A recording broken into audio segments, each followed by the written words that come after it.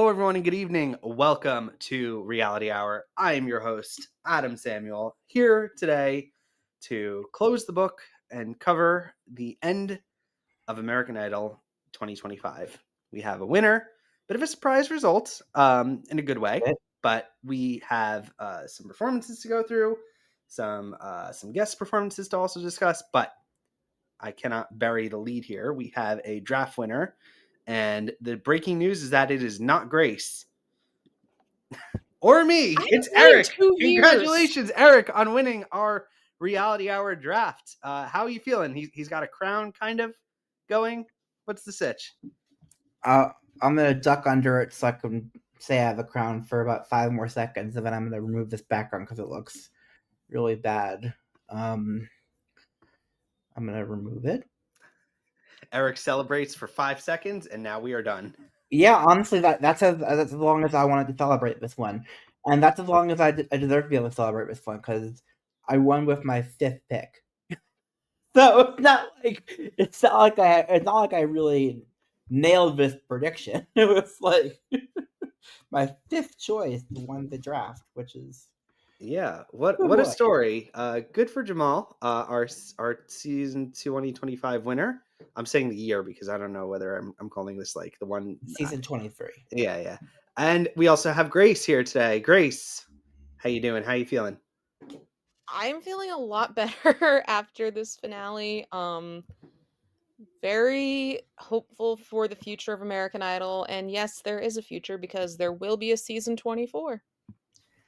I am also very hopeful for the future of American Idol, for multiple reasons, which we'll get into. But the first one, which we already sort of addressed, is that for the 3rd year in a row, we have a winner that isn't a white guy of Qatar.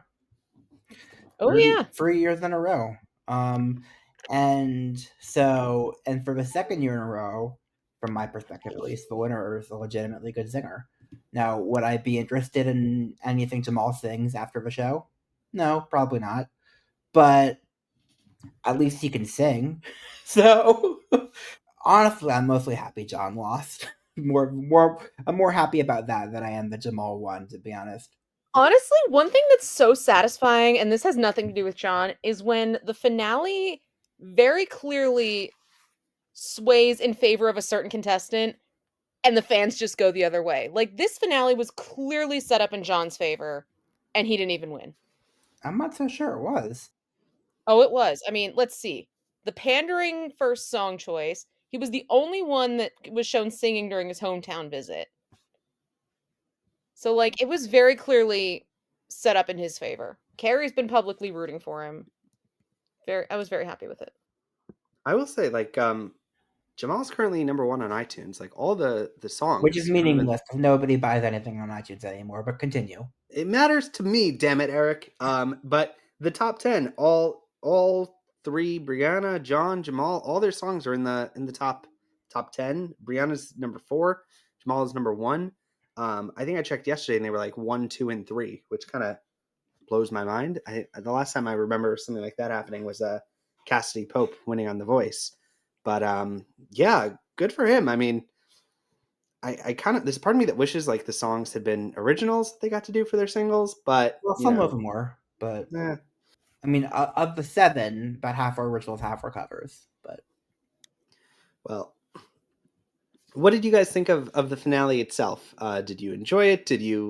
How does it compare? In my opinion, I thought most of it was boring fluff. I don't know if you guys would agree.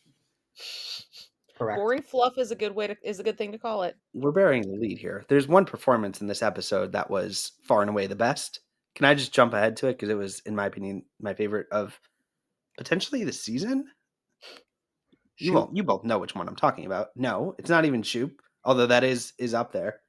Gabby and Jennifer Holliday, in my opinion. Here's the thing. I think that was. I think it. For me, honestly, I was let down.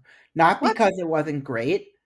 It was easily the best performance of the entire 3 hours and probably one of the best of the season. Easily, no question. This is my performance of the season. I'm being honest. I thought Gabby's solo of A Song for You was better. But honestly, what I'll say is my expectations were probably too high because the last Jennifer Hollow duet with Jessica Sanchez would just melt my face off level amazing. It's one of the best in the show, in my opinion, in the show's history of the seasons I've watched. That's how good it is. I would say it was the best finale duet ever with Jessica Sanchez and Jennifer Holliday, and this wasn't at that level. It was still hands down the best performance of the night, and Gabby is still hands down my favorite contestant of the season, who I'm excited to see on Saturday because she's doing a show in Baltimore. Yay! But genuinely, I love Gabby, but I was a little disappointed. But it was my fault for hyping it up too much. Do we want to go in order and talk about performances from the finale? Honestly, I don't really have much to say about any of them. I thought Jamal's reprise of Heel was great until the first half, and the second half I hated. I hated the new bridge that he did for that. It really annoyed me. The other two performances were good, not stellar, but good. The Toby Keith song choice from John was gonna make me so mad if he won, based on that. So I'm happy he didn't. And honestly, Brianna is just a solid singer, like Jamal, who's gonna sing stuff I don't care about, like Jamal. Eric, there's always going to be another mountain. I just remember that song was actually the winner's single on X Factor years and years ago. Honestly, from my perspective, Brianna deserves second place, but she was coming in third no matter what she did. Oh, totally. I mean, she pulled the Jesus card, and they showed her adorable son, although he was sleeping. So That's basically sums up this show. You're on TV and you're asleep. it's like they pan to your son, and he's sleeping in the audience. You know what? Good for him. At least he's getting a nap. You know, what else is he supposed to watch? I've reviewed any thoughts on the actual competition performances, or no? Grace, did you? Like I said, okay, so the first round was songs chosen by Jelly Roll.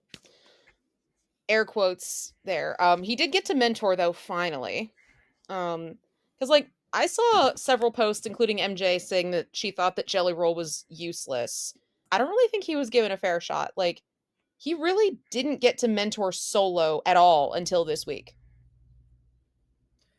And I did like his advice. He's maybe showing up for like 15 minutes per contestant. He's not actually in the weeds. Like, that's what the guest sitting with them. As well. You could believe what's on TV, but he's not actually like a real mentor would be like, okay, it's Disney week. How are we breaking this down? And like from the beginning, he just shows up once the song is like, he probably is like 2 days before the performance. Yes, mentors do that too. So I don't blame Jelly Roll for that, but I don't feel like he was really given a fair shot. Courtesy of the Red, White, and Blue is arguably the most pandering song choice that I have seen on this show, if not ever, in a very long time. Ever. I'll just say ever. Period. End of story. I mean, then Brianna pulling the Jesus card, in Jesus' name. Not surprising at all. And then Jamal didn't do any of that. Until the last song. Do we think now that the mold is officially broken? I don't think permanently. I think we will occasionally get guitar winners again. But okay, but like this is 3 years in a row that we haven't. But what I'll tell you is my first draft choice, assume is going to be the person who gets the most views before the top 24 round. 100%. I did the same thing this year and it backfired on me. Didn't you pick Bailey first? I wanted to pick Bailey. I'm saying consistently the most views, not just in one performance, but like average amount. Who's gotten the most views throughout the several rounds predating. And that'll be my first draft pick. And that won't fail because it hasn't for past 3 seasons. So, did you guys like any of the other guest performances? I mean, Salt and Peppa were a highlight, obviously. Yeah.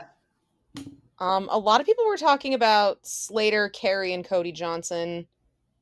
That was one of the better ones, but I was still kind of bored. A lot of people liked the performance of Stuck on You with the judges. I liked Good Charlotte. That was like... Yeah. No? That's lame. Okay. They're washed up. What I kind of want to do, pivot at this point to our superlatives part, like our season wrap-up. My favorite performance of the season, as I said earlier, was Gabby's "A Song for You," which I thought wasn't just the best performance of this season, but I would say it was one of the best performances from the past 8 seasons. Honestly, it was really, really impressive. My number 2 is sort of cheating. It's Abby's guest performance of her song, because I can't wait to see her in October in Philly. I did Thunderstorm at number 3 with When We Were Young, which I thought was his best performance. Che at number 4 with Man's World. And honestly, Jamal at number 5. I thought the first time he did Heal that was less churchy was really, really solid. So I'm gonna say I don't have that many, but I really liked Philo Bridge Over Troubled Water. Yes, that's a good one. I would say I'm going to interrupt you. So I watched that with my cousin after you both were so enthusiastic about it, and we're like, we don't get it. sorry, I don't get it. I liked Desmond's audition, Beautiful Things. I liked that one. I liked the duet in the finale, which would be my number 1 of the season with Gabby. And my personal favorite, Don't Rain on My Parade by Gabby. I liked it. Anytime I hear the words Barbara Streisand, I immediately fall asleep. Good. Or do that. It wasn't the best. Okay, Grace, your favorites. Okay. I'm gonna back Adam up on Philo's Bridge Over Troubled Water. That performance was really, really good. And I still remember it, so that's a good thing. I don't know why I don't remember much of this season. It was actually ingrained in me that I don't remember much about ABC Idol in general recently. Do you remember that Drew was on this season? Barely. Barely.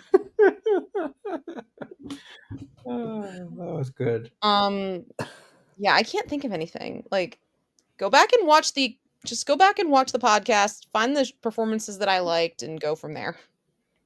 Okay. Because I was not ready for this. Eric just totally sprung this on us. Yep. Well, I think we can all agree that the top thing to change for next season would be new judges, right? No. I think this show has an existential problem, and until this problem is fixed, it will never hold my interest in really any investment for me, and that is the format. There is nothing works here until the format is fixed. That is the number 1 must happen. Where's the Adam is right counter? Put it up. Everything about this is terrible. There's no, I don't know what they have to do, but this is the problem with the show, and it is too short. They speed run the ending, and it makes the whole thing feel pointless. Yeah, like I couldn't really like that's the thing is we have this week and this year we had 2 live shows a week, each with double cuts. So we were losing 4 contestants a week, and it was just like Who cares? kind of felt like the Boston Tea Party. It's They're like here, you're they're getting out the door. thrown off. You're getting thrown off. May I remind you what The Voice has done this year? They're terrible too. You don't watch that wanna show. follow them. They're not terrible too. They're a different league of terrible. The Voice had 2 live shows for the entire season. They went from like top 8 to top 5 to the winner. That was it. 2 weeks. So be grateful, Adam and Grace, that I don't at least give the score of that. You can't serve me like a tiny little piece of like chicken and say be grateful. Like, no, that's still not. But it's still unacceptable. You can't say, well, look over there. They're having like a single nothing. Like, no, they're both bad. These are both terrible options. They're both just bad, because it's better than them doesn't mean it's good at all. One of the problems with our society, and I'm extrapolating well beyond reality competition shows and just society in general, is that we have a hard time looking at 2 things that are both bad and not realizing that they're both not equally bad. And I would much rather take Idol a D- and an any F other show on TV right now. I just would. It's just the reality of a situation. We're never going back to one person goes home a week. We're never going back to that. It's just the economics of the shows just don't support that anymore. Now, would I prefer to go back to last season where or at least it was just one live show a week, so it was spread out over more weeks, yes, I would prefer that. Amen. But we're never going to get more than 8 live shows. This is the number we have this year, and it's a good number. It's miles better than any other competition show on TV today. In any country as well. I mean, Australian Idol had 5 live shows. I'm grateful it's not worse. That's where I'm at, honestly. Because I've seen all the other shows that I watch, and it's gotten way worse on the other shows. America's Got Talent's worse. Australian Idol's worse. I don't watch The Voice, but I hear about The Voice, and it's worse. So I will take this from Idol. Now, I would prefer to spread them out over more weeks, though. But Eric, Carrie Underwood has a very busy schedule. She can't be here that much. Well, the good news is she's not coming back. They interviewed her. She is. What? Is that official that she's not coming back? It's not official, but she very clearly implied on the red carpet after the show that she's like she had fun, but she all but said she's not coming back. That means she's holding out for more money, Eric. She's not coming back. We ever need new judges, and if we can't get new judges, then mute your microphones for the entire time the contestant is singing. It's probably in their contract, Eric. Like, I need to either have the ability to completely pretend the judges aren't there by them not interrupting the performances, or I need new judges. Or both. Probably both. Both would be great, but but it's not. We're not getting both. I'll just take one or the other. And then honestly, grading the season as a whole, I'd give it a B. Same. I honestly think that there are complaints. I feel I'm not thrilled with the final 3. The winner is not someone I would ever pay to see, but the bench of talent this year I thought was deeper than it's been in several seasons, and yeah, that's honestly what matters most to me is that there were like 3 people from this season who I have seen live, or will see live, or would see live if they lived in America. So that's really good for an Idol season. So. I disagree. I think it was a C-, and the only reason it's not a D+ is because Gabby is so freaking good. Disagree. Well, not disagree on Gabby being good, but disagree on the fact that it's a C-. This was not a fun season for me, but it wasn't a fun season for me either. Honestly, my team got crushed. I didn't hate it. And even though I won the draft, I honestly didn't care. I wish I won with Gabby. Honestly, I really do, but wasn't gonna happen. I know it wasn't. But Gabby didn't even make top 5. Like, what the hell happened? She should have been in the finale. She screwed up the Moana song. Won. Well, I'll tell you what happened. She got the Baltimore 6th place curse, which is now a thing. Eric has decided this is a thing. It's happened twice now. I might drop in and give a couple solo recaps of AGT throughout the summer. If I do end up watching any parts of that. For Jessica, really. Yeah, pretty much. I'm gonna recap her performances. I'm not sure I'm gonna rewatch any. I'm not promising anything else. Bye, everybody. Thank you for sticking with us all season. Thank you for sticking with us. And I do want to give a shout out to you guys, Eric and Grace. I enjoy the banter. I enjoy the back and forth. And hopefully next time I get to wear the crown. For me. Bye, everyone. Bye.